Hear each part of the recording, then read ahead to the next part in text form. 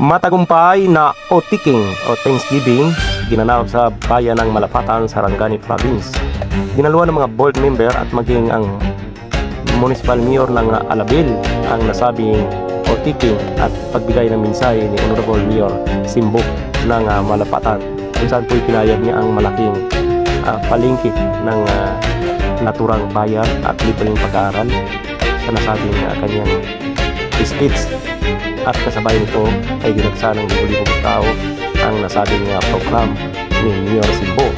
At kininto rin sa amin kung gaano ang kanyang karanasan nagsimula sa barangay captain hanggang sa maging inalan ng taong bayan. At nariyan ang ating saksi, ang kanilang honorable judge sa nasabing Thanksgiving or Otiking sa nasabing program sa bayan ng Malapatan, lalawigan ng Sarangani Province. At inyo pong makikita ang kanilang photo ops kung saan po ito ay dinagsa ng libo-libong tao ang nasabing Otiking sa bayan ng Malapatan, lalawigan ng Sarangani. At kung inyo pong mapapansin ay nagagalak ang ating nasaksihan at dinagsa ito ng libo-libong tao at libreng pagkain sa nasabing program ni Mayor Simbo. Si Mayor Simbo ay isang pure blood na IP at kung saan po ay nakakaintindi sa ating mga pulbundukin area at during the time kasi ay barangay captain ay kabayo lang ang sinasakyan.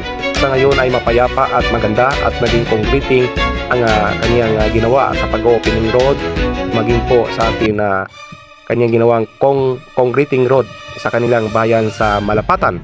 At ito ay incumbent mayor at kahit IP ay talagang sa kanyang pamamahala ay pari-pariho po at walang diskriminasyon. IP ka man at Muslim ka at Bisaya at iba pang tribo ay walang diskriminasyon ang kanyang pamumuno sa bayan ng Malapatan, lalawigan ng Sarangani Province.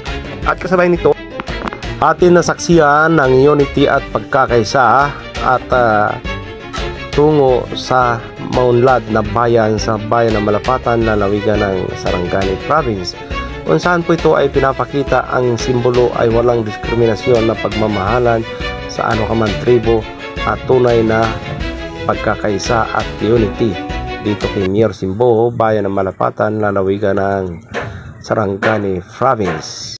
Hindi man nakadalo si Honorable Governor Ruel Faquiao ay nag-message din ang kanyang in behalf of Governor.